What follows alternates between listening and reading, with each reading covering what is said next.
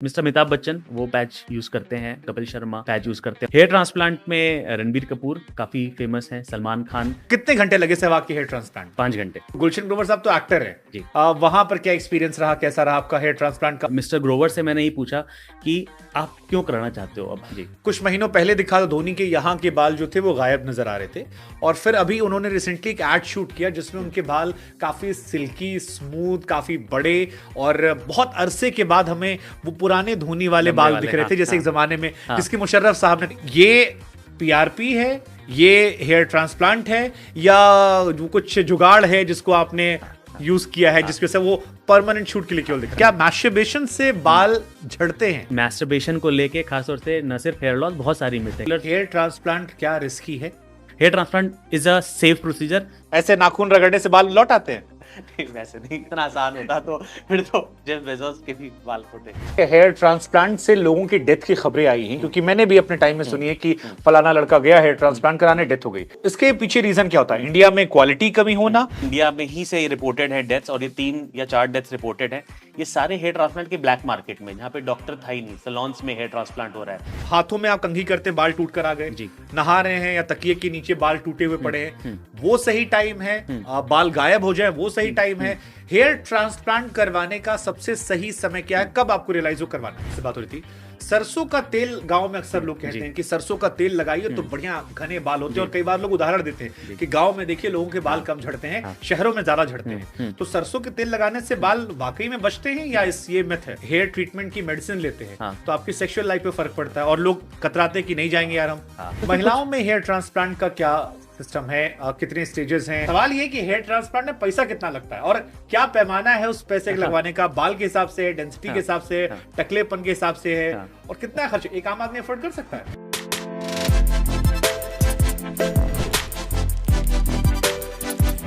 जाने कहां गए वो दिन जब तुम हम पर जचा करते थे और हम तुम पर फिदा हुआ करते थे। अब तो बस यादें ही यादें हैं, और उन यादों को याद करके हम किलसा करते हैं। नमस्कार, आपके साथ मैं हूं शुभांकर, और बदकही या बात कही के सेकेंड एपिसोड में आपका स्वागत है। एक सवाल आपसे भी है कि क्या कभी आपने ये नोटिस किया कि हिंदी फिल्मों में जो गाने होते हैं वो अक्सर जुल्फों को लेकर होते हैं? काली काली जुल्फों, या काली नागिन के जैसे जुल्फों, या शाहरुख खान की वो लाइन कि तेरी जुल्फों की लहराती अंगड़ाइयों को नहीं भूलूंगा मैं, या ये रेशमी जुल्फें, या बादलों में छुप रहा है चांद अपनी जुल्फ की घटा से पूछ लो। ये इसलिए होता है क्योंकि एक जमाने में लोगों का सपना होता था रोटी कपड़ा मकान, लेकिन जब तीनों आ जाती है तो उसके बाद लोग चाहते हैं बाल की दुकान, और जिसको नहीं होती है उसका कॉन्फिडेंस गिर जाता है। और इंडिया में सेक्स और बाल, मेरा ये मानना है कि इन दो को लेकर सवाल बहुत है, लेकिन अफवाहें उतनी हैं। और आज सारी अफवाहों क्लियर करने के लिए मेरे साथ डॉक्टर गौरांग कृष्णा है, हेयर ट्रांसप्लांट सर्जन है। डॉक्टर साहब, आपका बहुत बहुत स्वागत है। Thank you. और शुरुआत वहीं से कि एक सेक्स और दूसरा हेयर, सबको परेशानियां हैं, हर दूसरे घर में लोगों के जहन में सवाल है। चलिए, एक टॉपिक को लेकर तो फिल्म बना दी गई OMG, बिहार के मुख्यमंत्री जी ने भी सार्वजनिक तौर पर काफी कुछ कह दिया।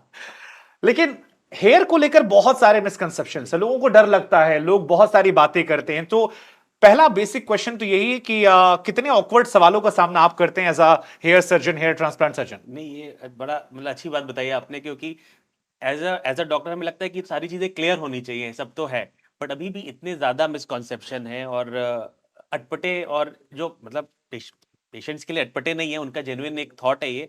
लेकिन एज अ डॉक्टर में कई सवाल बड़े मतलब फनी भी, और नहीं तो ये नाखून आप भी रगड़ते हैं? ऐसे नाखून रगड़ने से बाल लौट आते हैं? नहीं, वैसे नहीं, इतना आसान होता तो फिर तो जेफ बेजोस के भी बाल फूटे। हाँ, मतलब पैसों से, लेकिन पैसों से बाल आ जाते हैं। पैसों से अब बाल आ जाते हैं। अच्छा, एक सवाल मेरे जहन में बार बार आता है, जैसे मैं किसी के सामने हेयर ट्रांसप्लांट का जिक्र करते हैं, सो एक बाल कॉन्फिडेंस सबको देते हैं, लेकिन हेयर ट्रांसप्लांट कराने में लोग कतराते बहुत हैं, बहुत कतराते हैं। शायद जहन में डाउट बहुत सारे हैं पैसों को लेके कि पैसे बहुत लगते होंगे, सेफ्टी को लेके अफवाहें बहुत सारी हैं कि डेथ हो जाती है या कुछ और हो जाता है। सो मोस्ट ऑकवर्ड क्वेश्चंस क्या आपने सीखे? उसमें कुछ क्वेश्चंस हमने बनाए, वो हमसे पूछेंगे। लेकिन सबसे बेसिक लोग जब आते हैं आपके पास, तो क्या वो डरे सहमे रहते हैं बात करने के लिए? क्योंकि मुझे लगता है कि सेक्स क्लिनिक की तरह यहां भी लोगों के हाव भाव या चोरी छिपाना कि बताना मत मेरे बाल नकली हैं असली है, ये रहता है। और जो ऑकवर्ड क्वेश्चन जो है हेयर ट्रांसप्लांट के सबसे कॉमन होता है कि क्या हमारे कोई ब्रेन में तो प्रॉब्लम नहीं हो जाएगी। तो ये बड़ा ऑलमोस्ट एज इन 50% लोग पूछते हैं कि कहीं हमारे ब्रेन में तो सर पे सर्जरी हो रही है, पेशेंट नहीं तो उनके पेरेंट्स का ये सवाल रहता है। तो ऐसा कुछ होता नहीं है, क्योंकि ब्रेन तो बहुत डीप है और हमारा जो प्रोसेस है हेयर ट्रांसप्लांट को काफ़ी सुपरफिशियल है। लेकिन ये काफ़ी कॉमन सवाल रहता है कि कहीं ब्रेन में हमारे डैमेज तो नहीं हो जाएगा। और एक दो जो एपिसोड्स हुए हैं एक्सीडेंट्स के हेयर ट्रांसप्लांट में, तो वो काफ़ी लोगों का क्वेश्चन होता नहीं, है। तो जो ये हेयर ट्रांसप्लांट से लोगों की डेथ की खबरें आई हैं, क्योंकि मैंने भी अपने टाइम में सुनी है कि फलाना लड़का गया हेयर ट्रांसप्लांट कराने, डेथ हो गई। तो इसके पीछे रीजन क्या होता है? इंडिया में क्वालिटी कमी होना, क्योंकि एक्ट्रेस ने सारे करवा रखे हैं, जी। तो फिर डेथ क्यों होती है? नहीं, तो ये hair transplant by and large बहुत सेफ प्रोसीजर है। तो मेरा ये जवाब है कि देखिए, डेथ्स तो अब कार चला रहे हैं तो एक्सीडेंट्स हो जाते हैं, बट अगर आप नॉर्मली कार चला रहे हैं तो एक्सीडेंट नहीं होगा। आप बहुत ज़्यादा ड्रग के, अल्कोहल के इन्फ्लुएंस में बेतहाशा होकर चलाएंगे तो एक्सीडेंट हो सकता है। फिर भी एक्सीडेंट होगा, गाड़ी टूट जाएगी, बट जान जाना फिर भी बहुत रेयर है। हेयर ट्रांसप्लांट में एग्जैक्टली यही होता है, प्रोसेस बहुत सेफ है। बट जो हमारे जो अनफॉर्चुनेटली इंडिया में ही से रिपोर्टेड है डेथ्स, और ये 3 या 4 डेथ्स रिपोर्टेड हैं, ये सारे हेयर ट्रांसप्लांट के ब्लैक मार्केट में, जहाँ पे डॉक्टर था ही नहीं, सैलून्स में हेयर ट्रांसप्लांट हो रहा है, जहाँ पे हाइजीन का कोई लेना देना नहीं है, अनेस्थीसिया कैसे देना है, कहाँ देना है, मतलब कुछ देसी नजर भाषा में कहें तो झोला छाप डॉक्टर जैसे हम कहते हैं, Exactly, वैसे ही exactly. हेयर के झोला छाप जी। डॉक्टरों से अगर आप हेयर ट्रांसप्लांट जी, करवाएंगे जी। तो आपके डेथ चांसेस हैं, otherwise it's very secure. Very very safe, मतलब रेयरेस्ट ऑफ रेयर है कि मतलब जो झोला छाप है वो भी बिल्कुल नशे में अगर ट्रांसप्लांट करेंगे हेयर ट्रांसप्लांट, तभी कुछ इस तरह का हो सकता है। ये बड़ी बात आपने कही, इससे लोगों के जहन में डर खत्म होना चाहिए। लेकिन लोगों के सवाल हमने सोचा, क्योंकि लोगों के मन में झिझक होती है, हेयर ट्रांसप्लांट को लेकर बहुत सारे सवाल होते हैं। सो अगर किसी आदमी को हेयर ट्रांसप्लांट करवाना हो, और ये बहुत कॉमन सवाल है, हाथों में आप कंघी करते हैं, बाल टूट कर आ गए, जी। नहा रहे हैं या तकिए के नीचे बाल टूटे हुए पड़े हैं, वो सही टाइम है? हम्म। बाल गायब हो जाए वो सही टाइम है? हेयर ट्रांसप्लांट करवाने का सबसे सही समय क्या है? कब आपको रियलाइज हो करवाना है? ये भी बहुत रेलेवेंट क्वेश्चन है, और आई एम सो हैप्पी कि आपने क्वेश्चन पूछा। आजकल हेयर ट्रांसप्लांट पॉपुलर हो गया, लोगों को लगता है कि बस बाल टूटे नहीं कि अब हम ट्रांसप्लांट कराएं। ये गलत है। ट्रांसप्लांट तब कराया जाता है जब बॉल्डनेस आ जाए, कोई एरिया बॉल्ड हो गया, आपका माथा चौड़ा दिखने लग रहा है, आपका यहाँ पे एरिया बॉल्ड हो गया है, तो अगर कोई ऐसा एरिया आपके सर पे बना है जहाँ पे बाल खत्म हो गए, तब ट्रांसप्लांट का टाइम है। थोड़े से बालों के झड़ने के लिए या बालों के पतले होने के लिए ट्रांसप्लांट नहीं होता है, उसके लिए दवाइयाँ या नॉन सर्जिकल ट्रीटमेंट दिया जाता है। एक सवाल मेरे मन में बार बार आता है, और मैंने कई सारे डॉक्टर से बात हो रही थी। सरसों का तेल, गांव में अक्सर लोग कहते हैं कि सरसों का तेल लगाइए तो बढ़िया घने बाल होते हैं, और कई बार लोग उदाहरण देते हैं कि गांव में देखिए लोगों के बाल कम झड़ते हैं, शहरों में ज्यादा झड़ते हैं। तो सरसों के तेल लगाने से बाल वाकई में बचते हैं, या ये मिथ है? नहीं, ये मिथ है। ये हमारे लिए कल्चरल थिंग है, हेयर ऑयल। तो बाल, जब सरसों का तेल हो, नारियल तेल हो, ऑलिव ऑयल, रोगन, बादाम का तेल हो, इससे हमारी जड़ों पे कोई फर्क नहीं पड़ता। और ये श्योर है हमारी मम्मी ने बाबा रामदेव के बहुत सारे रोगन बादाम खरीद खरीद के नहीं नहीं, बिल्कुल, मतलब आप कह रहे फर्क ही नहीं पड़ता? फर्क नहीं पड़ता है। तो हमने ये जो विज्ञापन और ऐड देखते हैं कि तेल जड़ों में जाके उसको पोषण दे रहा है, ऐसा कुछ होता नहीं है, क्योंकि तेल इतना मॉलिक्यूल इतना हैवी होता है कि वो स्किन को पेनिट्रेट नहीं कर सकता। तेल का काम है बालों को कंडीशन करना, चमक लाना, रूखे बालों के लिए तेल है। तो जो हमारा जो है ना सर पे चंपी करना, उससे कुछ नहीं होता। बालों का तेल लगाना है ऊपर ऊपर बालों पे लगाए, वो ठीक है, जिनके रूखे बाल हैं उनको वो लगाएं। लेकिन बालों का झड़ना तेल लगाने से ना बढ़ता है ना कम होता है। फिर मैं इस क्वेश्चन को दोहरा रहा हूं। गांव देहात में, छोटे शहरों में अक्सर दादी, नानी, मम्मी सरसों का तेल जो है वो चंपी करती हैं, या अब कई लोग कहते हैं कि नारियल का तेल शुद्ध होता, सरसों शुद्ध मिलता नहीं है, या रोगन बादाम या कोई और बादाम के तेल जो आते हैं थोड़े से प्रीमियम हो जाते हैं, वो लगाते हैं। तो आप, क्या उनका कोई असर बालों पर होता है या कोई असर नहीं होता है? सो बालों के झड़ने पे चाहे जो मर्जी हम तेल लगा रहे हैं, उसका जीरो असर है, कुछ भी नहीं उसका असर होता है, सिर्फ चमक आती है बालों में। बहुत बहुत शॉकिंग है, क्योंकि हमारे यहाँ लोग रात को तेल लगाते हैं, सुबह धोने का आता है। ये सबसे बड़ी गलती है कि आप बालों में रात भर तेल लगा के छोड़ेंगे तो फायदा कुछ नहीं है, नुकसान है, डैंड्रफ और फंगस मिलेगा आपको। तो ये एक हमारे लिए कल्चरल चीज है, और अब ये डिबेटेबल नहीं है। ये श्योर है कि ज्यादा तेल लगाने से कोई कुछ भी फायदा नहीं होता है हेयर लॉस पे। तो ये हमारे एक प्रथा चली आ रही है।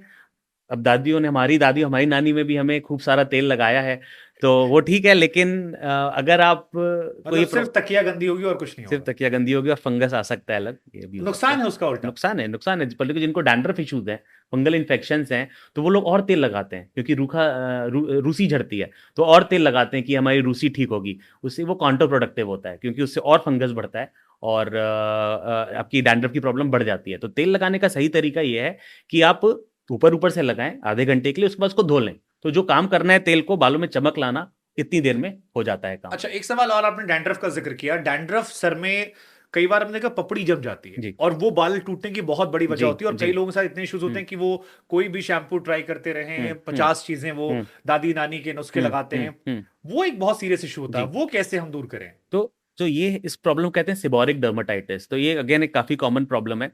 तो इसमें हमें सही मेडिकेटेड शैम्पू, अगर माइल्ड है, ज़्यादा है तो कुछ लोशंस आते हैं, एंटी फंगल लोशन, बहुत ज़्यादा है तो एंटी फंगल टैबलेट्स हम लोग यूज़ करते हैं।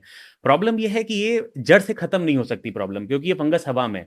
तो हमें आपका जो भी आपके डॉक्टर हैं उनसे डिस्कस करके एक सही ट्रीटमेंट प्लान बना लेना चाहिए और उसको फॉलो करना चाहिए, जिससे आपकी चीज़ें कंट्रोल में हो जाती हैं।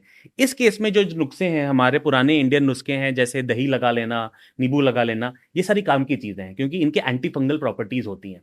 तो ये सही है टाइम टू टाइम यूज करना ठीक है। इस प्रॉब्लम। अब बाल टूटने लगे, ये सारी चीजें होने लगी, जहन में ख्याल आया कि रोकें कैसे।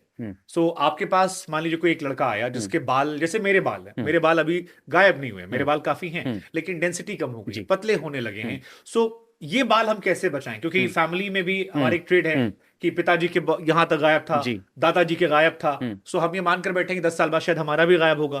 तो अगर हमें वो गायब ना करना हो और हमें खूबसूरत दिखना हो, हैंडसम लगते रहना हो, तो हम कैसे बचाएं इस बाल को? तो यही सबसे कॉमन रीजन है जो हमारा हेयर फॉल जिसको हम बोलते हैं बालों का। तो ये मेल पैटर्न हेयर लॉस है जो फैमिलीज में चलता है।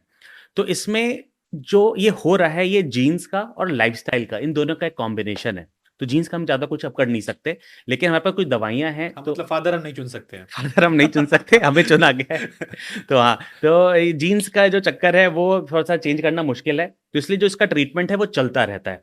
और इसके लिए कुछ दवाइयाँ होती हैं, मेडिकल लोशंस होते हैं, आजकल क्लिनिक बेस्ड ट्रीटमेंट जैसे पीआरपी, एक्सोसोम्स, कई सारे ट्रीटमेंट हम लोग करते हैं, लेजर्स करते हैं, जिससे बालों को स्टिमुलेशन मिलता इसमें भी रहता है। क्वेश्चन आया, लोगों के मन में एक डाउट ये है कि अगर आप हेयर ट्रीटमेंट की मेडिसिन लेते हैं, हाँ। तो आपकी सेक्सुअल लाइफ पे फर्क पड़ता है, और लोग कतराते हैं कि नहीं जाएंगे यार हम। हाँ हाँ हाँ हाँ, ये बहुत कॉमन प्रॉब्लम लोग फेस करते हैं, और ये पार्शली सच भी है, क्योंकि जो बाल हमारे जा रहे हैं वो हमारे मेल हार्मोन की वजह से जा रहे हैं, डाईहाइड्रोटेस्टोस्टेरोन की वजह से जा रहे हैं।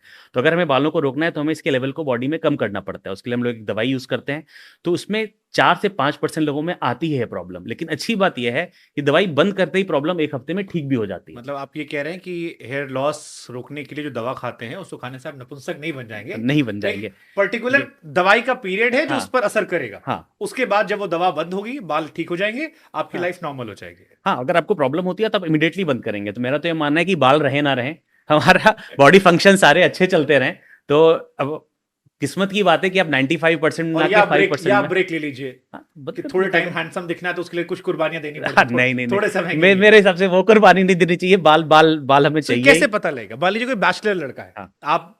आपने मेडिसिन के लिए ऑप्ट किया, सो लॉन्ग टर्म इंपैक्ट उसका नहीं कि हमने कोई मेडिसिन ली, आप कह रहे हैं कि सेक्सुअल लाइफ पर लॉन्ग टर्म में इंपैक्ट पड़ता है 4-5% लोगों में, हो सकता है ज्यादा पड़ता, 10% तक मान लेते हैं अप्रोक्सीमेट। सो क्या वो बंदा जिसके ऊपर इंपैक्ट पड़ रहा है, मान लीजिए बैचलर है, वो कंज्यूम करना चाह रहा है, 21 साल उम्र है कि बाल चले जाएंगे, नुकसान है, शादी ब्याह नहीं होगा, कहीं ऐसा तो नहीं कि लॉन्ग टर्म में इंपैक्ट हो जाएगा वो? ये और अच्छी बात यह है कि ये मेडिसिन काफ़ी टेस्टेड है, 30 साल पुरानी मेडिसिन है, बार 10-10 साल पुरानी लॉन्ग स्टडीज हो चुकी हैं इसके बारे में।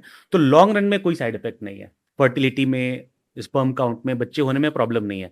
सेक्सुअल परफॉर्मेंस में प्रॉब्लम आ सकती है, सेक्सुअल इंटरेस्ट में प्रॉब्लम आती है, और अगर वो बैचलर भी है तो भी एक नॉर्मल मेल को ये पता चल जाता है कि बॉडी में प्रॉब्लम आ रही है। तो जैसे ही पता चलता है दवाई बंद हो जाती है। तो फिर उसके अल्टरनेटिव क्या है? तो फिर हम लोग नॉन हार्मोनल ट्रीटमेंट पे जाते हैं, जिसके रिजल्ट्स शायद उस दवाई जितने अच्छे ना हो, लेकिन साइड इफेक्ट उनमें नहीं होता, तो उसमें थोड़ा सा खर्चा भी ज्यादा लगता है। तो फिर हम लोग नॉन हार्मोनल ट्रीटमेंट में जाते हैं। आसान शब्दों में ये है कि सबसे अच्छा तरीका वो दवाइयां जो आप बता रहे हैं। बेस्ट, मेरे हिसाब से बेस्ट है वो, सस्ता, सुंदर, टिकाऊ, साइंटिफिक। सस्ता। अच्छा, हेयर ट्रांसप्लांट को लेकर एक मिसकंसेप्शन बहुत है। कुछ लोग यार ऐसे कहते हैं कि यार एक बाल जो है वो 10,000 का लगता है, या इतना बाल लगाओ तो लाखों रुपए खर्च आते हैं, उतना पैसा कहां से लाएंगे? सो सवाल ये है कि हेयर ट्रांसप्लांट में पैसा कितना लगता है, और क्या पैमाना है उस पैसे के लगवाने का? बाल के हिसाब से, डेंसिटी के हिसाब से, टकलेपन के हिसाब से है, और कितना खर्च एक आम आदमी अफोर्ड कर सकता है? हाँ बिल्कुल। देखिए, पहले 10-15 साल पहले, क्योंकि ट्रांसप्लांट इतने ज्यादा होते नहीं थे, टाइम बहुत ज्यादा लगता था, तो कॉस्ट भी ज्यादा आती थी। अब टेक्नोलॉजी इतनी अच्छी हो गई है, हमारी एफिशिएंसी इतनी ज़्यादा बढ़ गई है कि ये काफ़ी अफोर्डेबल हो गया है। और अब ये सेलिब्रिटी के लिए ट्रीटमेंट नहीं है, अब आम इंसान। और क्योंकि बालों को आप देखिए, ये अब आप खुद इमेजिन करो किसी यंग लड़के में 25 साल लड़के में बॉल्डनेस आ जाए तो प्रॉब्लम है वो। तो अब इतनी वॉल्यूम हमारे पास आ गई है, एक्सपर्टीज इतनी ज़्यादा आ गई है कि ट्रांसप्लांट काफ़ी हद तक अफोर्डेबल हो गया है। अभी भी महंगा है, इसमें कोई डाउट नहीं है। एक एवरेज ट्रांसप्लांट में 2 से 3 लाख रुपए अगर आप अच्छी जगह से करा रहे हैं तो ये खर्चा आ जाता है। लेकिन लॉन्ग रन में अगर आप देखें तो ये most of the time once या twice in a life procedure है। तो आप इतना जनरली नहीं, लोग तो कर लेते अब हैं। क्वेश्चन ये है कि हम खबर सुनते थे कि फलाना आदमी, जैसे आज भी क्रिकेट में हम देखते हैं कि यहाँ चोट लगी, इंग्लैंड में ट्रीटमेंट कराने पहुंच गए। सो हेयर ट्रांसप्लांट इंडिया में क्या इतना सुटेबल है या सिक्योर है कि इंडिया में लोग भरोसा करे करवा सकते हैं, या आज भी जो बड़े लोग हैं वो बाहर करवाते हैं? नहीं, इनफैक्ट तो ये पैराडिम शिफ्ट हो गया है। हेयर ट्रांसप्लांट बहुत लेबर इंटेंसिव वर्क है और हमारे पास वो डेमोग्राफिक्स हैं कि हम best quality treatment at a much affordable cost अपने पेशेंट को दे सकते हैं। और इसी वजह से सिर्फ इंडियन पेशेंट, अब वो जमाना चला गया कि इंडिया के लोग बाहर जाके करवाते हैं, अब बाहर के लोग यहाँ पे आके करवाते हैं क्योंकि उनको वही quality, may be better quality, less than half of the cost में मिलती है। और इसी वजह से जो इंडियन हमारे जो संपन्न लोग हैं जो बाहर जाके करना अफोर्ड कर सकते हैं वो भी इंडिया में कराते हैं क्योंकि उनको पता चल गया कि वही क्वालिटी मिलेगी और अपने घर का आराम मिलेगा। सो अब एक सवाल मेरे जहन में आ रहा, आपने कहा संपन्न लोग जो हैं वो भी इंडिया में करवा रहे हैं। मुझे तस्वीर दिखाई पड़ी वीरेंद्र सहवाग की। हाँ। अब मेरे जहन में सवाल ये आता है कि वीरू जिनके पास खूब सारा पैसा है, नाम है, बड़े सेलिब्रिटी हैं, लेजेंड हमारे क्रिकेट के हैं, उनके पूरे बाल गायब होते हमने देखे। पहले घुंघराले भी थे, फिर गायब हुए, उसके बाद फिर लौटे, और अब उनके चेहरे पे वो कॉन्फिडेंस भी दिखता है। सो वो एक्सपीरियंस कैसा था वीरेंद्र सहवाग का आना, और क्या उन्होंने भी ऐसे बचकाने सवाल किए थे जैसे हम पूछते हैं कि ये हो तो नहीं हो जाएगा, क्या होगा, कैसा एक्सपीरियंस रहा, और उन्होंने कितना पैच करवाया, बालों में करवाया? क्योंकि अभी भी हम देखते हैं उनका ये सेक्शन खाली है। हाँ। देखिए उनका है कि वो भी काफ़ी डरे हुए थे और जैसे उन्होंने मुझे बताया कि वो ट्रैवल कर रहे हैं, पूरे वर्ल्ड ट्रैवल कर रहे हैं मैचेस के लिए, क्रिकेटिंग टाइम के बाद भी। किस ईयर की बात है? इनका जो मैंने जो किया है वो तो भी 3 साल पुराना है। ओके। बट शुरू से उनको ये प्रॉब्लम रही है तो काफ़ी ट्रैवल करते रहे वो। तो उनको कभी भी, जैसा कि वो बोलते हैं, कहीं कॉन्फिडेंस नहीं आया और अपने प्लेइंग डेज में वो थोड़े से अवॉइड भी करना चाहते थे हेयर ट्रांसप्लांट और थिंग्स लाइक दैट। बट जब उनका करियर, अपना क्रिकेटिंग करियर जब खत्म हुआ, बाकी कमेंट्री में आए तो उन्हें लगा कि इसका कुछ करना चाहिए। बट एज पर हिम वो हमेशा कतराते थे इन चीज़ों से क्योंकि उनको लगता था ऐसा कुछ हो नहीं सकता एंड ये सक्सेसफुल नहीं है। आपको कैसे अप्रोच किया उन्होंने? उनके किसी फ्रेंड ने करवाया था Okay. मेरे से, जो उसको उन्होंने देखा, सहवाग के किसी फ्रेंड ने, तो उन्होंने देखा एंड जब उनको देखा तो उनको ठीक लगा वो, तो उनका कॉल आया कि ये क्या हो सकता है।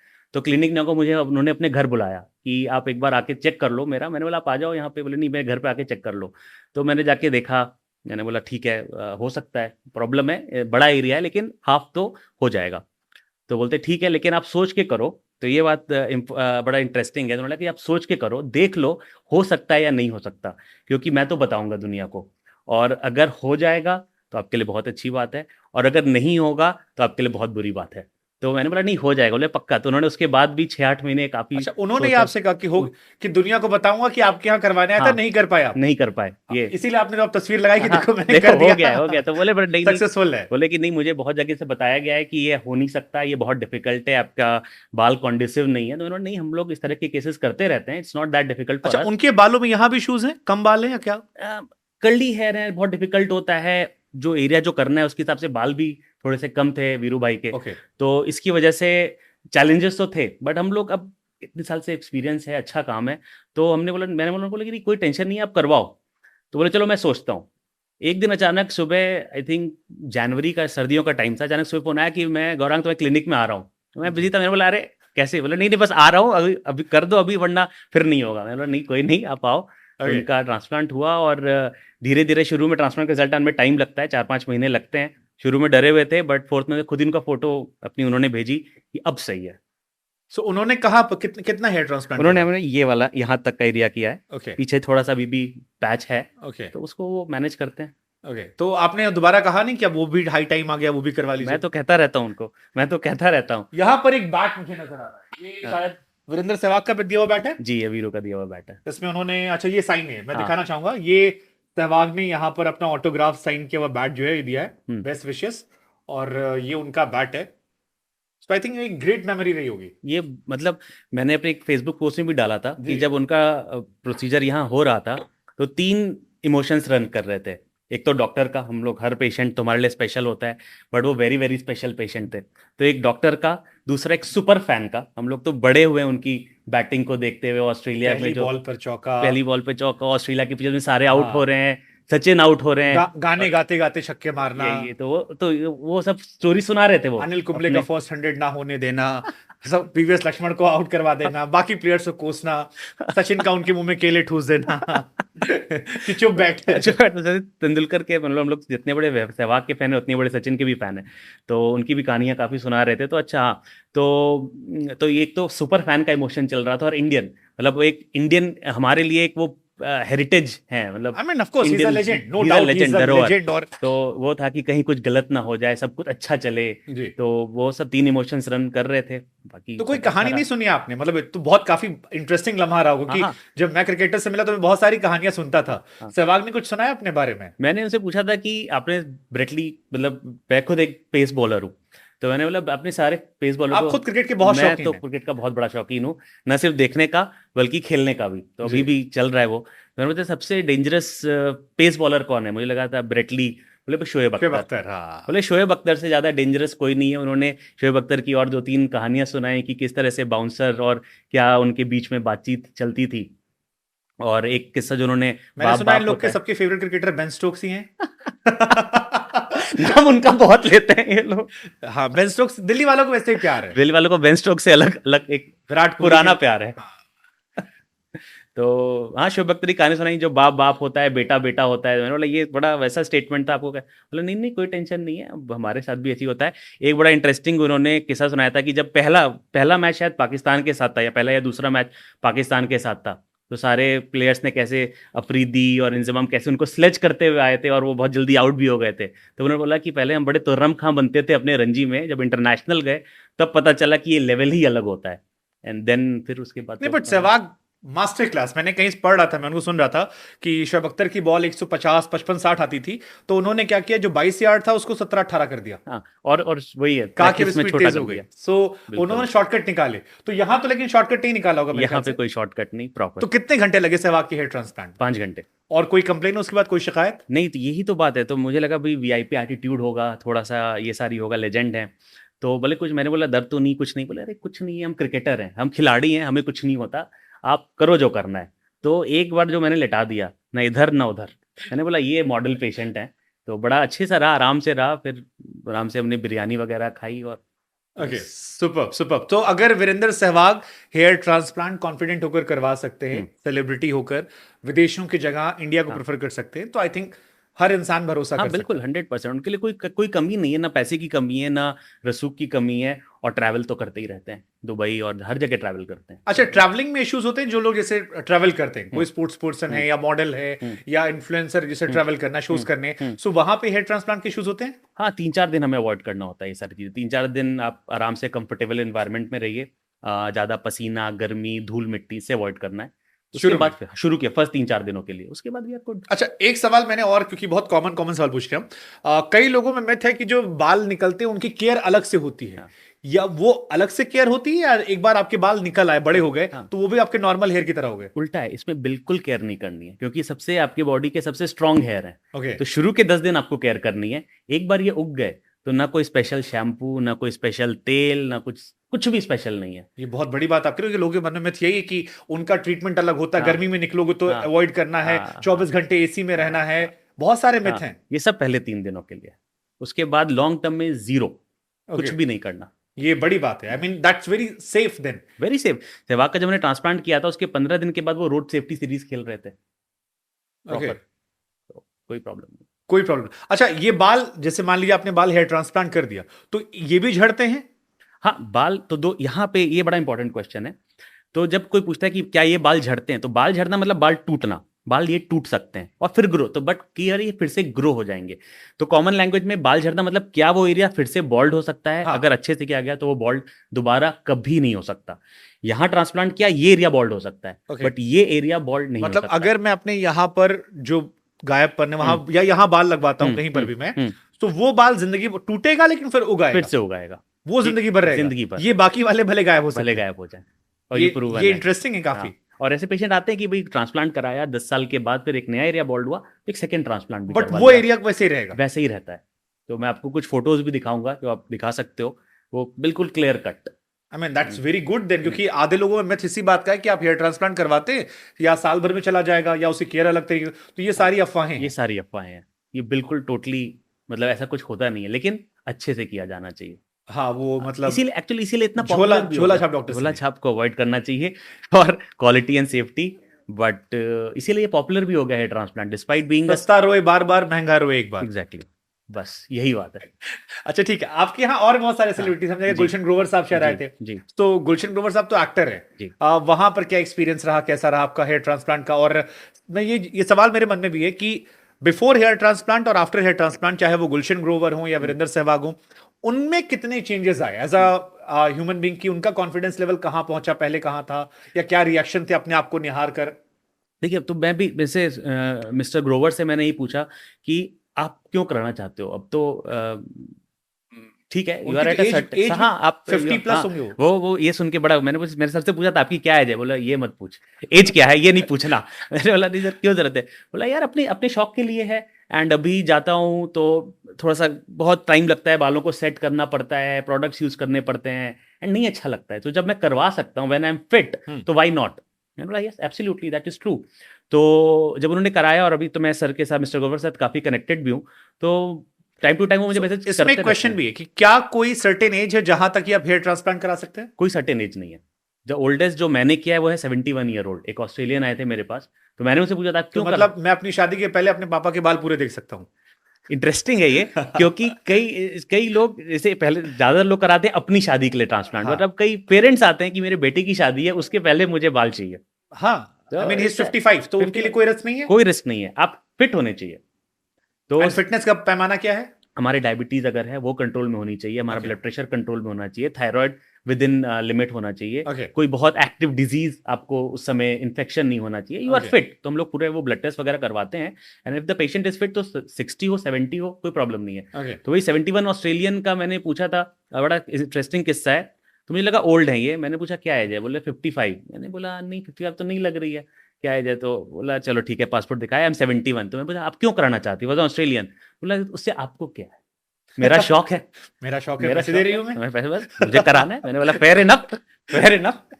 तो बोला मेरा शौक है, तो यार दैट्स फाइन, या आप अपने लिए कर रहे हो ये। ओके, तो आप उनसे ही बराबर चार्ज करते हो या रिस्क वाले थोड़ा बढ़ा देते हो? नहीं नहीं हमारा वो नहीं है, रश आवर वाला सिस्टम नहीं है, Okay. जो है वो है। Okay, super super super. तो एक हेयर ट्रांसप्लांट कितना टाइम लगता होगा? एवरेज हमारे टेक्निक में हम लोग कुछ चीज़ें फर्क करते हैं, निकालना मतलब एक्सट्रैक्शन और इम्प्लांटेशन दो प्रोसेस होते हैं, वो साथ साथ चलता है। ओके तो हाफ टाइम में हमारा ट्रांसप्लांट होता है, टिपिकली 4.5 से 5 घंटे का एक प्रोसीजर होता है। ओके, अब मैं कई सारे सवाल, क्योंकि आज हम लोग लिखवा कर लाए थे, लोगों से हमने एक्चुअली सवाल जी। अपने सोशल मीडिया पर डाला था कि आपके जहन में हेयर को लेकर कोई सवाल हो, तो कई सारे सवाल है। जैसे एक सवाल था कि हेयर ट्रांसप्लांट क्या एक ही टेक्निक है या कई और टेक्निक है, और ऑल्सो सवाल ये था कि साइड इफेक्ट होते हैं इस प्रोसीजर के, कुछ ना कुछ तो होते होंगे। तो हेयर ट्रांसप्लांट में बाय एंड लार्ज 2 टेक्निक्स हैं। एक होता है FUT, जिसको स्ट्रिप सर्जरी कहते हैं, थोड़ा सा इन्वेजिव प्रोसीजर है, और आजकल फेमस हो गया FUE, जो जिसमें ज़्यादा कट्स और चीरे नहीं लगते, आसान हो जाता है।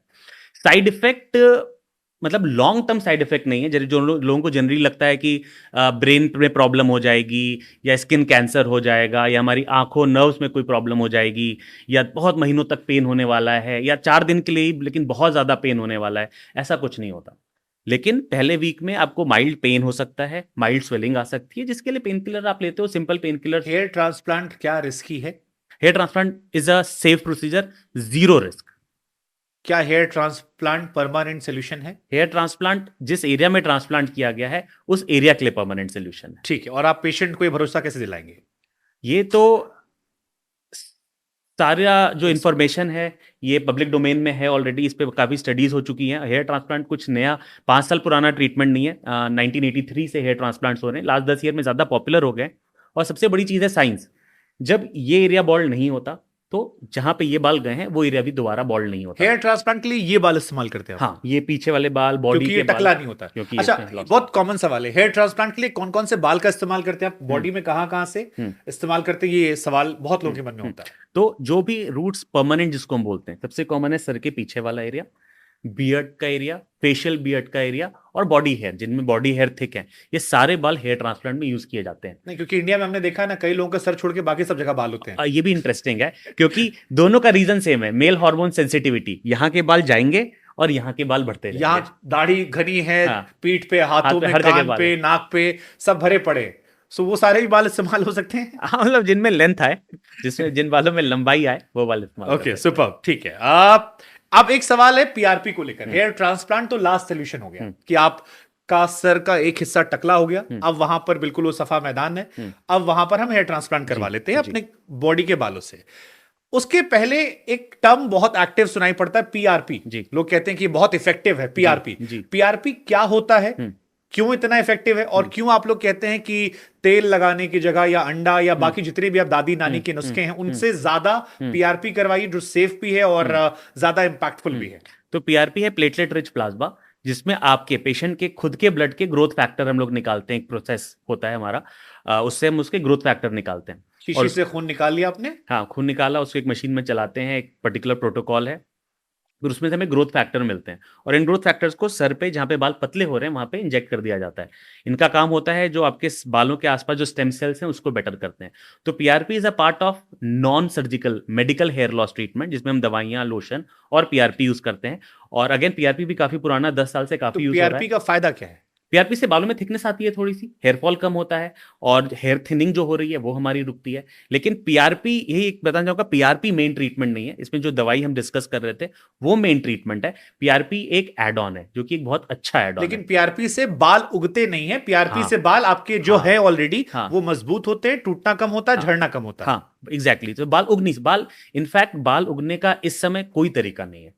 ट्रांसप्लांट में भी हम कहीं और के बाल कहीं और लगा रहे हैं, लेकिन कोई ऐसा एरिया है, मतलब नई रूट्स अभी बनने का कोई साइंस अवेलेबल नहीं है। तो नहीं। पीआरपी से भी बॉल्डनेस का ट्रीटमेंट नहीं है, पीआरपी बॉल्ड ना हो जाए उसका ट्रीटमेंट। अच्छा, हम कई सारे टीवी में ऐड देखते हैं जिसमें दिखाते हैं कि फलानी एक्ट्रेस, मैं नाम नहीं लूंगा, बड़ी बड़ी एक्ट्रेस हैं, वो तेल के दिखाती हैं कि तेल सर में लगाया, जड़ों में जा रहा है, हाँ। अंदर से घने काले बाल निकल रहे हैं, जबकि उनके पतिदेव पूरे टकले हैं। हाँ।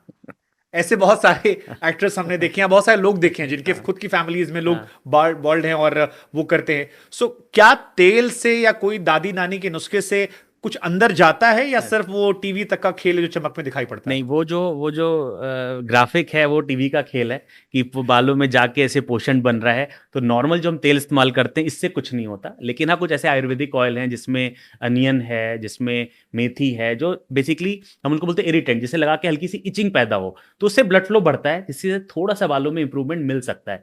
तो आयुर्वेदिक तेल टोटली यूजलेस नहीं होते हैं, लेकिन जो एड हम देखते हैं कि नारियल तेल पोषण दे रहा है, वो टोटली इट्स नॉट ट्रू। और ये जो आजकल एक नया ट्रेंड चला है 10 साल से, एलोवेरा, हर चीज में एलोवेरा, कि एलोवेरा लगाइए आपके बाल घने हो जाएंगे, एलोवेरा हर चीज में। बाबा कहते हैं कि ऐसा करने से बाल होता है, या बाबा कहते हैं एलोवेरा लगाओ तो होता है, लोग फॉलो भी करते हैं दिल से। But as a medical science doctor, आप, क्योंकि वो आपको कंडेम करते हैं कि आप लोग फर्जीवाड़ा करते हैं, बट हम आपसे सवाल पूछते हैं कि उसमें कितना है, क्योंकि हम दर्शकों को दोनों ऑप्शन देना चाहते हैं। आप किस पर भरोसा करते हैं वो उनका फैसला है। लेकिन जो ये बातें आती हैं कि एलोवेरा लगाने से, या खासतौर पर ये वाला, बीच में एक समय आया था कि हर आदमी ऑफिस में बैठा ऐसे नाखून कर रहा है, तो इनसे कोई असर होता है बालों पे? नहीं, तो ये मैं जब बोलूंगा तो आई एम श्योर हमें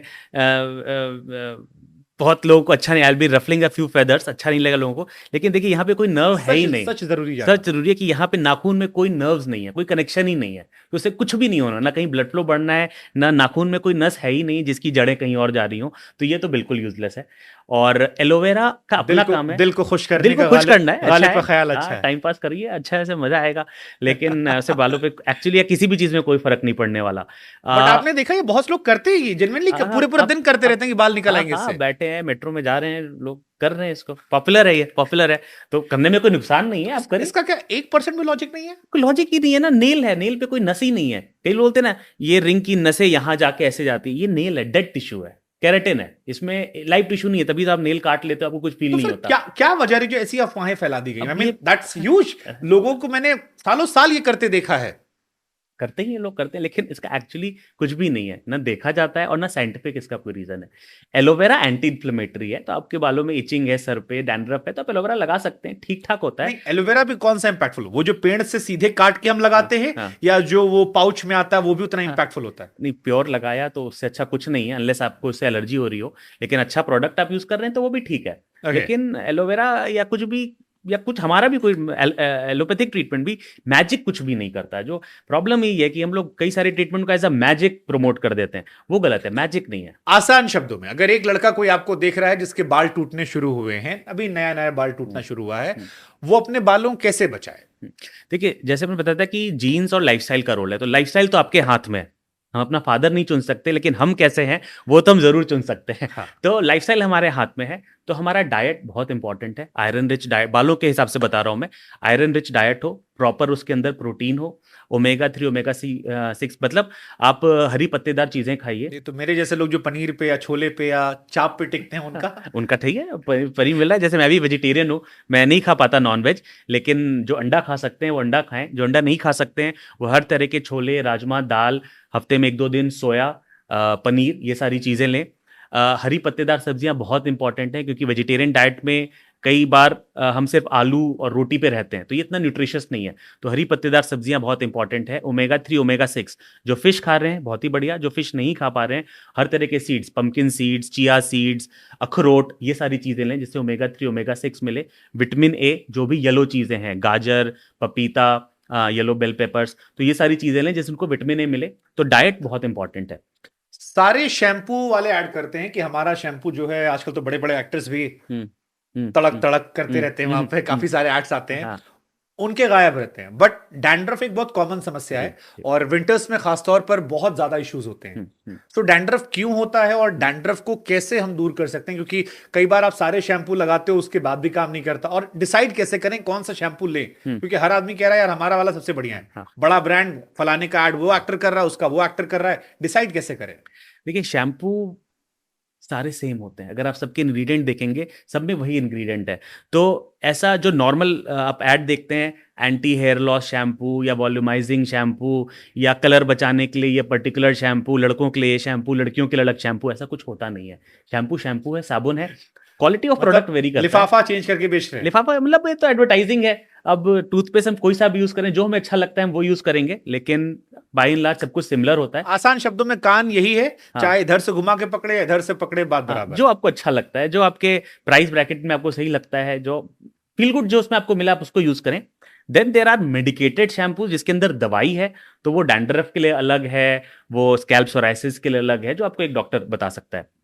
तो शैम्पू से मेरे हिसाब से तो कोई फर्क नहीं ये पड़ता। जो दवाइयों की आप बात करें, या डैंड्रफ वाला शैम्पू है, ये डॉक्टर से बात करके लें हम, हाँ। या फिर जैसे मेडिकल स्टोर पे जाते हैं, तो आजकल तो मेडिकल स्टोर वाले भी वो भी ज्ञानी आधे हैं, डॉक्टर ही हैं। सारे ज्ञानी हैं, उनको हर तरह की हाँ, दवाइयां हाँ, पता हाँ, है। हाँ, हाँ। सो जो वो रिकमेंड करे उससे ले। नहीं, कोई जो चीज़ मैं पॉडकास्ट से बता सकता हूँ, अगर आपको डैंड्रफ है तो कीटोकोनाजोल बेस्ड शैम्पू आप यूज कर सकते हैं। अगर पहले उसको ट्राई कर लें, उससे फर्क नहीं पड़ता है, तो फिर डॉक्टर के पास आ जाएं, ये आप कर सकते हो। या फिर आपका नंबर तो हम दिखा ही रहे हैं, नाम दिखा ही रहे हैं, आप कांटेक्ट कर सकते बहुत हैं। शुक्रिया।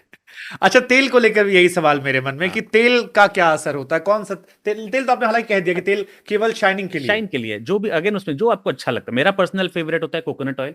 मैं कभी कभी कोकोनट ऑयल लगाता हूँ आधे अपने घंटे बालों के में, लिए, लेकिन सिर्फ आधे घंटे के लिए मैंने हटा देता हूँ उसको। ज्यादा रहा तो फिर तो काउंटर प्रोडक्टिव है। लेकिन आपको जो भी तेल अच्छा लगता हो, बादाम का तेल, सरसों का तेल, जो अच्छा लगता है आप उसको यूज कर सकते हैं। ओके, सरसों तो हालांकि अब ओरिजिनल लोग कहते हैं अब नहीं मिलता नहीं, मिलता। इसलिए बादाम को हाँ। लेके ठीक है। अब कई सारे क्वेश्चंस हमारे पास हैं, जैसे है कि लोग सर में रोज अंडा, मेहंदी, फिश ऑयल का तेल लगाते हैं, क्या इससे फायदा होता है या ये मिथ है? नहीं, तो इससे अंडा और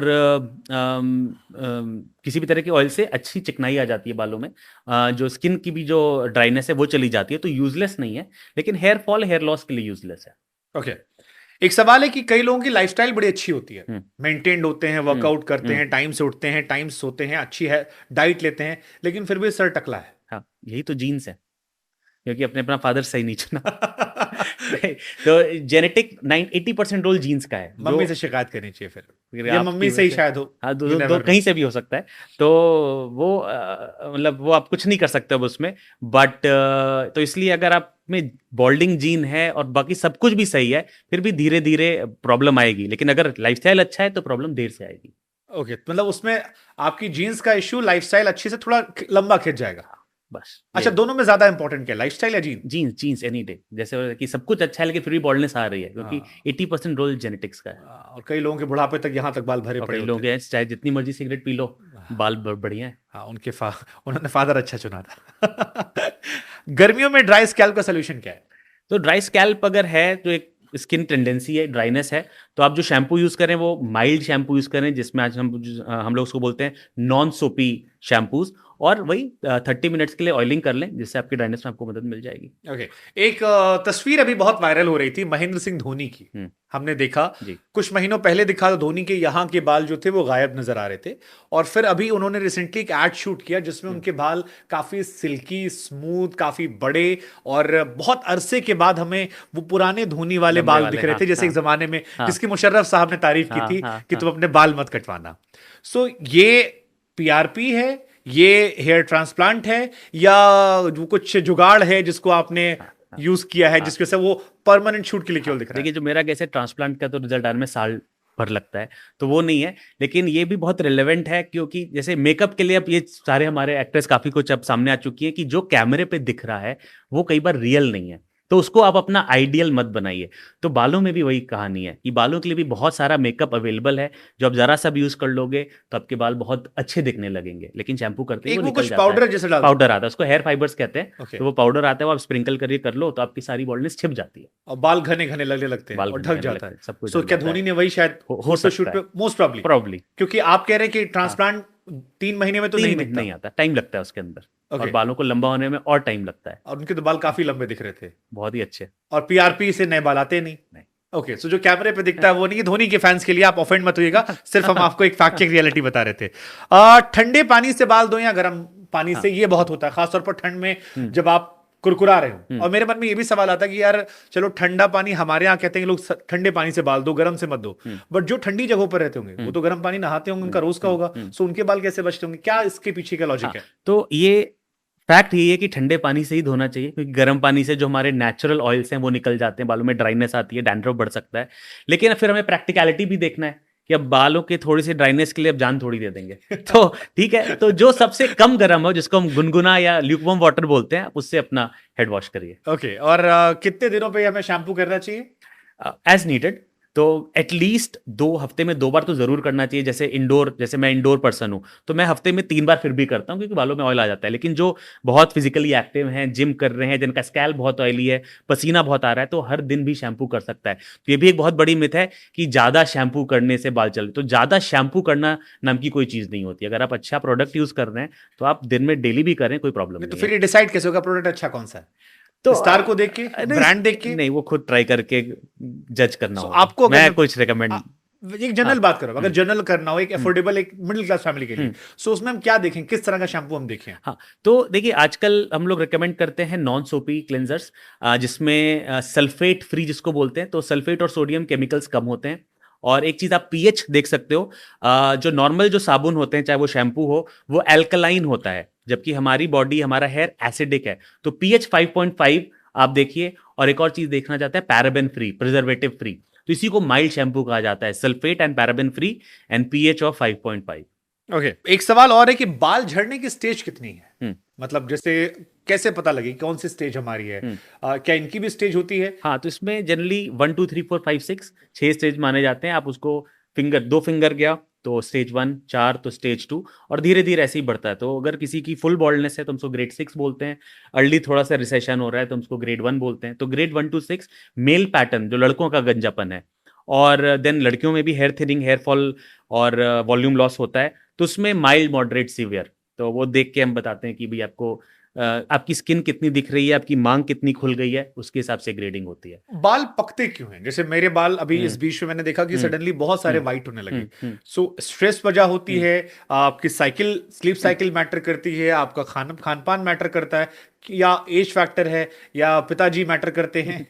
सब कुछ मैटर। इसमें 3 मेन फैक्टर है। एक तो मेन जेनेटिक्स है, इसको बोलते हैं कॉन्स्टिट्यूशनल। अगर लेकिन मेरे पिताजी के एक बाल काले सफेद नहीं हुए, तो मेरे इसी उम्र में सफेद होने तो लगे। इसके लिए 3 फैक्टर हैं। तो कॉन्स्टिट्यूशनल, फैमिली में चल सकता है। Okay. Second, diet related problems. हमारे डाइट में कई ऐसी सारी चीज़ें होती हैं जो हमने अभी डिस्कस की, उसकी वजह से अर्ली जब हमारे प्रॉपर न्यूट्रिशन नहीं मिलता है तो हमारे जो ब्लैक सेल्स होते हैं वो एक्टिव नहीं होते हैं, तो वाइट होने लगते हैं बाल। और फिर अगर आप न्यूट्रिशन अच्छा लेते हो तो फिर ब्लैक होने लगते हैं बाल। तो ये होता है। तीसरा, स्ट्रेस, और चाहे वो स्ट्रेस मेंटल स्ट्रेस हो, स्लीप साइकिल नहीं हो, और जैसा आपके केस में ज़्यादा पैसा जब आने लगे तब भी बाल वाइट होते हैं। ओके, ठीक है। तो लेकिन बाद में ठीक हो सकते हैं? बाद में ठीक हो सकते हैं, मतलब चांसेस तो है। ओके, ठीक है, वो उसके लिए हम आपको पकड़ेंगे। एक और क्वेश्चन मेरे पास आया था, बहुत कॉमन क्वेश्चन है कि कुछ लोगों ने कहा कि जब हम कुछ वाटर बॉटल जो बाहर से मंगाते हैं, मैं नाम नहीं लूंगा, कि फलानी मिनरल वाटर से हम बाल धोते हैं, सो हमारे बाल बहुत सॉफ्ट आते हैं, स्मूथ सॉफ्ट मजेदार रहते हैं। लेकिन जब वही हम नॉर्मल पानी या टैप वाटर यूज करते हैं तो बहुत ही रूखे हो जाते हैं, हार्ड हो जाते हैं, टूटने जैसे लगते हैं। तो ये क्या लॉजिक है, ये सच है या? ये पार्शियली सच है, क्योंकि अगर हमारी सप्लाई में बहुत ज्यादा खारा पानी है, हार्ड वाटर है, हाई ऑन जैसे नोएडा में, जैसे नोएडा में कई जगह ऐसी हैं पॉकेट जहाँ पे बहुत ही ज्यादा खारा पानी है, तो उससे नमकीन पानी, तो उससे बाल रफ हो जाते हैं, और रफ होते हैं तो टूटते भी इजली हैं। तो आपका जो मिनरल वाटर है उससे थोड़ा सा कम खारा है, लेकिन मैं पर्सनली नहीं रिकमेंड करता हूँ मिनरल वाटर, क्योंकि वो भी मिनरल वाटर है, वो भी हल्का सा नमकीन पानी है। तो अगर आपकी सप्लाई में बहुत ज़्यादा खारा पानी है तो आप वाटर सॉफ्टनर यूज़ कर सकते हैं, या आरओ का पानी, वैसे आरओ इतना मतलब पानी बहुत वेस्ट होता है, तो आप नॉर्मल सॉफ्ट वाटर यूज़ कर सकते हैं। तो ये थोड़ा सा काउंटर क्वेश्चन है कि क्या अगर हम अपने घर का आरओ का पानी केवल बाल धोने के लिए इस्तेमाल करें तो वो हमारे बाल टूटने में फायदेमंद रहेगा? थोड़ा सा, अगर आपके सप्लाई में खारा पानी है तो आपको थोड़ी सी मदद मिल सकती है। बस प्रॉब्लम, मैं नहीं रेकमेंड करता हूँ ये चीज़, क्योंकि मैं बोलता हूँ फिल्टर्ड पानी यूज़ कर लो, क्योंकि वैसे ही टीडीएस कम हो जाता है। आरओ में पानी की वेस्टेज इतनी ज़्यादा है कि एक मग बनाने के लिए आपने कितना सारा पानी वेस्ट कर दिया, तो वो इकोलॉजिकली इतना अच्छा नहीं है, लेकिन जो कर सकते हैं वो करें। प्रोटीन लेने से हेयर फॉल पर कितना असर होता है? प्रोटीन अच्छा है बालों के लिए, तो अगर आपकी डाइट में अच्छा प्रोटीन है तो हम लोग रिकमेंड करते हैं कि आप एटलीस्ट 1 ग्राम पर किलोग्राम बॉडी वेट प्रोटीन लें। बट यहाँ पे बोल रहा हूँ कि एक्सेसिव वे प्रोटीन, तो प्रोटीन का ये मतलब नहीं है कि वे के पाउडर हम लेते जा रहे हैं, तो एक्सेसिव वे प्रोटीन से हेयरफॉल बढ़ सकता है। तो अगर आप जिम कर रहे हैं और वे प्रोटीन लेना चाहते हैं तो ट्राई करिए कि 30 ग्राम से ज़्यादा वे प्रोटीन पर डे न लें। तो ऐसी स्टडीज हैं जिसमें देखा गया है एक्सेसिव वे प्रोटीन से हेयरफॉल बढ़ सकता है। मतलब डोले आ जाएंगे लेकिन बाल जा सकते हैं लेकिन कहीं पर और चिकनापन दिखाई पड़ने लगेगा, डोलों का ज्यादा फायदा मिलेगा नहीं फिर। हाँ सही बात। नहीं वैसे आजकल फॉरेन में देखा है काफी बॉल्ड एक्टर्स हैं जो काफी वायरल हैं। तो कुछ तो मुझे पर्सनालिटी को बॉल्डनेस ज्यादा सूट करती है। विन डीजल मेरे फेवरेट एक्टर्स में से हैं जिन काफी पसंद आते हैं। कई और कॉमन क्वेश्चन से हम बाल कटवाने जाते हैं तो अक्सर सलून वाला कहता है कि सर, हर बार इनफैक्ट सभी से कहता है, आप 150 रुपए के बाल या 200 के बाल कटवाते हैं तो कहता है सर ये 500 वाला स्पा करा लीजिए। जितनी आप जाएंगे उसको उसी रेशो पे बढ़ा दीजिए जितनी अच्छी जगह जाएंगे आप। सो वो उससे फर्क पड़ता है कि आपके बाल बच जाते हैं, आपके बाल टूटेंगे नहीं, मजबूत हो जाएंगे, इससे फर्क पड़ता है? कोई फर्क नहीं पड़ता। ये हेयर स्पा एक फील गुड चीज है कि आप कराओ, आप रिलैक्स होके मसाज होगा, आपको मजा आएगा, बालों की सुगंध अच्छी आएगी कुछ देर के लिए, लेकिन इससे बाल हेयर फॉल में उसके खाते में पैसा जाएगा, पैसा भी जाएगा, आपको मजा आएगा, उन पे पैसा जाएगा। बट सच में ऐसा, क्योंकि हर जितने भी आप हेयर वालों के यहाँ जाएंगे सभी आपसे कहते हैं आप सर आप स्पा करा लीजिए, दो राउंड करवा लीजिए, एकदम बाल फर्स्ट क्लास हो जाएंगे। कुछ भी नहीं होता। तो अगर आप उस लिहाज से करा रहे हैं तो अपने पैसे बचाइए। मतलब सिर्फ दिल को गालिब का ख्याल अच्छा है। हाँ भाई, हेयर लॉस पेशेंट तो ऐसा है कि अब जो कुछ सलाह दे दे वो तो मान ही लेता है। I mean, ये थोड़ा शॉकिंग है। एक बहुत कॉमन क्वेश्चन मुझसे कहा गया था, ये नए लड़कों का बहुत सारा सवाल है, क्या मैस्टरबेशन से बाल झड़ते हैं? ये बहुत कॉमन क्वेश्चन, ये बहुत ज्यादा कॉमन क्वेश्चन है और बहुत इंपॉर्टेंट क्वेश्चन और बहुत रिलेवेंट है, क्योंकि मैस्टरबेशन को लेके खासतौर से न सिर्फ हेयर लॉस, बहुत सारी मिथ है, कमजोरी आ जाती है और इम्पोटेंसी आ जाती है, तो ऐसा कुछ होता नहीं है। तो masturbation is as normal as sex, जितना नॉर्मल सेक्स है उतना नॉर्मल मैस्टरबेशन है। Feel good. तो आप मैस्टरबेशन और हेयर लॉस का कोई भी रिलेशन नहीं है अनलेस आप एक अलग लेवल पे चले गए हो। मतलब अति कर रहे हैं तो अलग बात है, लेकिन अदरवाइज कोई भी। और ये बहुत कॉमन, यंग लड़के जो 16-17 साल के लड़के जो मेरे पास आते हैं काफी ये पूछते हैं। क्या ये सिर्फ इसलिए उड़ाते क्योंकि उसी टाइम बाल भी टूटते रहते हैं शायद? मे भी एक शायद वो हो, क्योंकि वही एक एज होती है हेयर थिनिंग और हेयर लॉस की भी। और लेकिन ये मतलब मीडिया में और इंटरनेट पे ये लेट्स से रॉन्ग इन्फॉर्मेशन बहुत ज़्यादा है मैस्टरबेशन को लेके, कि मैस्टरबेशन से वीकनेस आ जाती है, और मे बी पहले से चल गई हो, लोग अपने बच्चे नहीं चाहते हैं कि हमारे बच्चे मैस्टरबेट करें किसी यंग एज से, तो शायद वहाँ पे एक डिस्करेज करने के लिए से चाय पीने से काले हो जाओगे। तो ये सब ऐसा कुछ होता नहीं है, तो मे बी वहाँ पे कुछ शुरू हो गई हो जिससे वो धीरे धीरे ओवर द ईयर से बढ़ गया। रास्ता काटी क्रॉस करोगे तो कुछ हाँ, वही सुपरस्टिशंस तो अब सब कोई जवाब नहीं है। बट मैस्टरबेशन से एक्चुअली कोई लिंक नहीं है हेयर लॉस का। दैट्स ह्यूज, ये बहुत बड़ी बात है। क्या खाएं तो बाल झड़ने कम हो सकता है? तो हमारे डाइट में अभी हमने वही डिस्कस किया था, प्रोटीन अच्छा हो और विटामिन ए, आयरन और ओमेगा 3 फैटी एसिड्स। ओके, एक इंपॉर्टेंट क्वेश्चन और है, आजकल हमने देखा है कि यूथ में स्पेशली सारे बाल जो हैं वो कलर करवा लेते हैं। लाल, पीले, नीले, गुलाबी और अलग अलग तरह से हाईलाइटिंग, हाँ हाँ हाईलाइट हाँ करवाते हैं और काफी लोगों को कूल लगता है, काफी हाँ लोगों को छपरी लगता है। हाँ हाँ हाँ। लेकिन इससे इतर एक सवाल लोगों के आम आम इंसान के मन में आता है कि क्या हाईलाइट करवाने से बालों पर असर पड़ता है? तो बालों की रूट पे कोई असर नहीं पड़ता, तो बाल का झड़ना या गंजेपन पे कोई असर नहीं पड़ता, लेकिन जो बाल पे कलर लग रहा है, और पर्टिकुलरली अगर आप लाइट करवा रहे हो, उसमें क्या होता है, पहले ब्लीच किया जाता है, फिर कलर चढ़ाया जाता है। अगर आप ब्लैक हेयर को ब्लॉन्ड करवा रहे हो फॉर एग्जांपल, तो उससे बालों की क्वालिटी, जो उस समय जो बाल था जिस पे कलर लगाया गया है, उसकी क्वालिटी थोड़ी सी खराब होती है, रूखा आता है, उसकी ब्रेकेज इजिली हो जाती है। बट अगर आपको अच्छा लगता है तो मैं अपने पेशेंट्स को मना नहीं करता हूँ, अगर आपको उससे खुशी मिलती है तो आप करवा लीजिए, क्योंकि अगर थोड़ा बहुत डैमेज होता भी है तो 4-5 महीने बाद वैसे ही नए बाल आ जाने मतलब हैं। ऐसा नहीं कि बाल आपके बिल्कुल ही झड़ने शुरू हो ऐसा जाएंगे, कुछ टूट भी नहीं जाएंगे, है, खत्म हो हाँ, जाएंगे? ऐसा कुछ नहीं, बस एक ही मैं मना करता हूँ, रीबॉन्डिंग या स्ट्रेटनिंग ज्यादा ना कराएं, उससे एक्चुअली बहुत ज्यादा हेयर फॉल देखा जाता है, ओके। क्योंकि उससे बालों की क्वालिटी खराब होती जो है। गर्म गरम फिर भी कभी कभी चल जाता है, जो पार्लर में रीबॉन्डिंग करवा लेते हैं बिल्कुल, वो थोड़ा सा डैमेजिंग है बालों के लिए। ओके। सर्दियों में डैंड्रफ के लिए क्या करें? सर्दियों में एक तो वही शैम्पू करने से आधे घंटे पहले ऑयल लगा लें, उससे आपका काफ़ी आपको रिलीफ मिल जाएगा। घरेलू उपचार में आप लेमन और दही का एक मास्क बना के वो लगा सकते हैं, और ज़्यादा हो जाए तो कीटोकोनाजोल शैम्पू यूज़ करें, नहीं तो आए। ये दही मट्ठा नींबू काम करता है? थोड़ा बहुत डैंड्रफ में तो काम करता है बिल्कुल। ओके। एक और ऑप्शन हमने देख रहा था कि जो आजकल लोगों में एक ट्रेंड चला है पैच लगवाने का। हम्म सो पैच लगवाना, अगर आप टकले हैं, हम्म आपके बाल नहीं हम्म है, वो ज्यादा अच्छा ऑप्शन है, हम्म सेफ ऑप्शन है, चीप ऑप्शन है, हम्म या हेयर ट्रांसप्लांट करना हम्म शॉर्ट टर्म लॉन्ग टर्म दोनों के हिसाब से? तो अगेन कई लोगों को लगता है कि hair weaving hair transplant same है, दोनों अलग है। हेयर वीविंग हेयर पैच है, और हेयर ट्रांसप्लांट सर्जिकल है। दोनों के अपने फायदे नुकसान होते हैं। तो ज्यादातर लोग प्रेफर करते हैं कि एक लॉन्ग टर्म सोल्यूशन मिल जाए, जो नेचुरल रहे, जो अच्छा दिखे, तो वहां पे हेयर ट्रांसप्लांट आता है। कई लोग प्रेफर करते हैं कि नहीं, हमें इंस्टेंट चेंज चाहिए। कई लोगों में हेयर ट्रांसप्लांट हो ही नहीं सकता क्योंकि उनके मेडिकली वो फिट नहीं है, या जितने डोनर एरिया रेसिपिएंट एरिया में मिसमैच है, तो फिर उसमें विग सही होता है। बट पर्सनली स्पीकिंग, जो मुझे लगता है, हेयर ट्रांसप्लांट के पेशेंट ज्यादा खुश रहते हैं, क्योंकि जो कॉन्फिडेंस आता है नेचुरल खुद के बाल का, वो एक अलग लेवल का आता है। पैच में आपको मेंटेनेंस बहुत ज्यादा है, हर महीने खर्चा है, हर 6 महीने बाद पैच चेंज कर लेते हो, तो अगर हम 5-10 साल में देखें तो पैच में ज्यादा खर्च होता है। तो जैसे मैं एक एग्जांपल देना, कौन कौन से एक्टर्स आपकी नजर के आप बेहतर पहचान सकते हैं, पैच वाले हैं या हेयर ट्रांसप्लांट वाले हैं? सेलिब्रिटी, उससे क्या है, लोगों को पता लग जाएगा, हाँ एक कॉन्फिडेंस आ जाएगा पहचानने में। हाँ, क्योंकि जहां तक लगता है मिस्टर अमिताभ बच्चन वो पैच यूज करते हैं, mister Kapil Sharma patch use करते हैं, और भी बहुत सारे एक्टर हैं जो पैच यूज करते हैं, तो ठीक है, और बिकॉज जो हेयर ट्रांसप्लांट वाले हैं? हेयर ट्रांसप्लांट में रणबीर कपूर काफ़ी फेमस है, सलमान खान का हेयर ट्रांसप्लांट काफ़ी पॉपुलर हो रखा है, ये लोग का हेयर ट्रांसप्लांट और इनके इफेक्ट काफी अच्छे हैं। अब सामने है। एक एक सवाल मेरे मन में और आता, कई लोगों ने कहा कि आजकल एक नया ट्रेंड चला, आगे की लाइन जो है वो आप हेयर ट्रांसप्लांट करवा लीजिए लाइन करने के लिए, क्योंकि वो दिखाई पड़ती है। बिल्कुल। उसमें अगर आप पैच तो चोरी पकड़ी आती है, चोरी पकड़ी आती और है, पीछे के जो बाल आपके हैं हाँ, वहां लोग पैच लगवा हाँ, लेते हैं। और ये बहुत स्मार्ट होता है, पर्टिकुलरली जिनमें बॉल्ड एरिया बहुत बड़ा है, ट्रांसप्लांट नहीं हो सकता है, जिनको हर जगह घना, और उनको हर जगह घनापन चाहिए, तो ये बहुत स्मार्ट आइडिया होता है कि आप फ्रंट में ट्रांसप्लांट करा लें जिससे नेचुरल लुक आए, और पीछे एक पैच पहन लें। उससे मेंटेनेंस तो है, लेकिन आपको वो घनापन मिल गया जो सिर्फ हेयर ट्रांसप्लांट शायद आपके केस में ना दे पाए। और सामने वाला पहचान भी नहीं पाएगा कि ये नकली बाल है, असली बाल है। बिल्कुल, ये काफी पॉपुलर हो रहा है ये। ओके, एंड आई थिंक काफी लोग इस पे जा रहे हैं। बिल्कुल, इसीलिए काफी लोगों के बाल, अब आपको एक्टर्स इसीलिए टकले नजर नहीं आते हैं, आम लोग ज्यादा टकले नजर आते हैं। अब बॉल्डनेस इज नॉट, अब वो मजबूरी नहीं है, इट्स अ चॉइस। तो अब ओके, इट्स अ चॉइस, ये अच्छी बात है। तो लोग आपके पास जो आते हैं, अब क्या वो कॉन्फिडेंट होते हैं? क्योंकि मैंने यहां देखा तमाम सेलिब्रिटीज इस बात को एक्सेप्ट करने में परहेज नहीं कर रहे कि उन्होंने हेयर ट्रांसप्लांट कराया है। नहीं, अब it's not a taboo anymore. अब क्या टैबू कहाँ है, अब तो इतना पॉपुलर, इतने अवेयर हो गए सारे।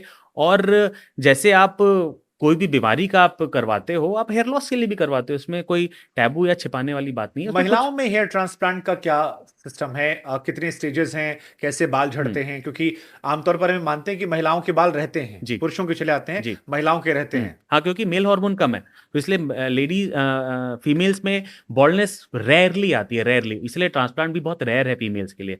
हम लोग जनरली करते हैं जिनका पैदाइशी चौड़ा माथा है, या जो बहुत टाइट पोनी बांधती हैं, धीरे धीरे माथा चौड़ा हो गया, उनमें नई हेयर लाइन बनाने के लिए, जिसको हम लोग फोरहेड शेपिंग बोलते हैं, उसके लिए हेयर ट्रांसप्लांट काफी सक्सेसफुल है लेडीज में। बट वो जो हेयर लॉस के लिए रेयरली नीडेड होता है, लेडीज के अंदर हेयर ट्रांसप्लांट। बट मैंने कई सारी महिलाओं को देखा है जिनकी चोटी बहुत पतली सी होती है, हाँ, काफी कहती हैं हाँ, एक जमाने में बड़े हाँ, घने बाल थे, हाँ, अब हाँ, मुट्ठी भर बाल मुट्ठी बचे भर। हैं। तो उसमें दवाइयां की जाती है, नॉन सर्जिकल ट्रीटमेंट किया जाता है ताकि बाल इंप्रूव हो जाए। हेयर ट्रांसप्लांट सिर्फ उस एरिया के लिए है जहां पे बाल नहीं है। बाल पतले हैं, बालों को मोटा करना है तो हमें दवाई करनी है।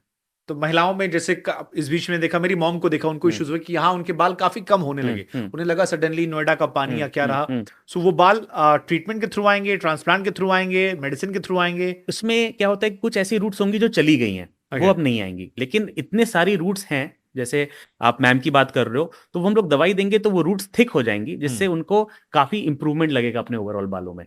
लेकिन लेडीज के अंदर ट्रांसप्लांट बहुत बहुत सर्टेन पिक्युलर सिचुएशंस में ही किया जाता है। ये प्याज का रस वस काम करता है? थोड़ा बहुत, लेकिन जितना हाइप बना दिया गया है इतना नहीं है। आप इस पर डिपेंड मत बनिए, लेकिन जो कर सकता है उसको जरूर करना चाहिए। 2-3% रोल है। ओके, दुबई में, यूएसए में या इंडिया में हेयर ट्रांसप्लांट कराना हो, कहाँ कर पाए?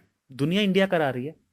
इंडिया फर्क कितना पड़ता है इनकम पैसों के वाइज? कॉस्ट में तो इंडिया में मैं कहूंगा कि 20% ऑफ द कॉस्ट जो आप किसी यूएसए, दुबई या यूके में दोगे, क्वालिटी वाइज। मतलब अगर वहां 10 लाख दे रहे हो तो यहाँ 2 लाख रुपए दोगे? एग्जैक्टली, ऑलमोस्ट इतना। काफी ह्यूज डिफरेंस है, क्योंकि हमारी डेमोग्राफिक्स, हमारा जो लेबर फोर्स है वो इस तरह की है कि हम लोग कम कॉस्ट में कर क्या लेते हैं। इंडिया का जो हेयर ट्रांसप्लांट है वो यूएस के मुकाबले सेफ है?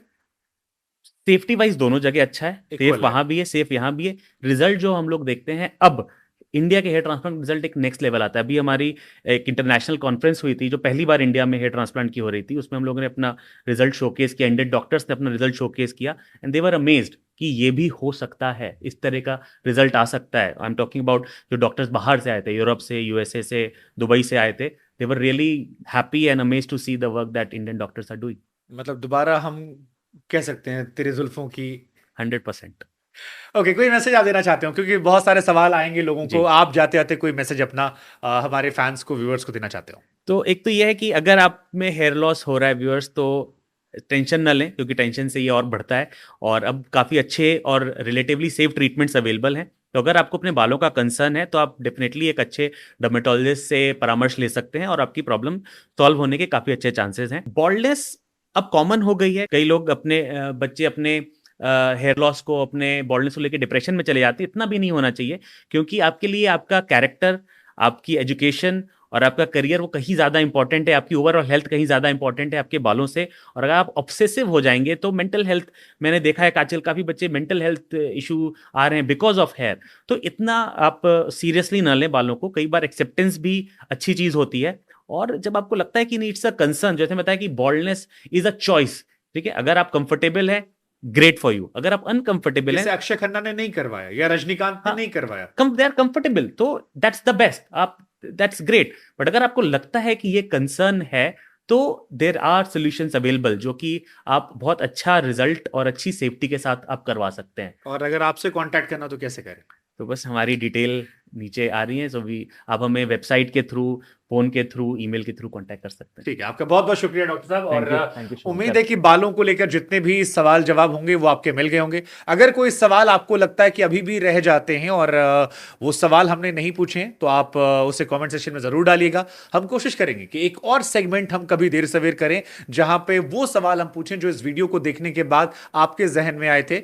बाकी डॉक्टर साहब से कॉन्टैक्ट करने के लिए कॉन्टैक्ट डिटेल हमने नीचे दे दी है, और हमारे साथ भी आप जुड़े रहिए। ऐसी तमाम हस्तियों से आपको मिलाते रहेंगे और बहुत सारी बात है जो कहते जाएंगे बतकही के अगले एपिसोड में। नमस्कार।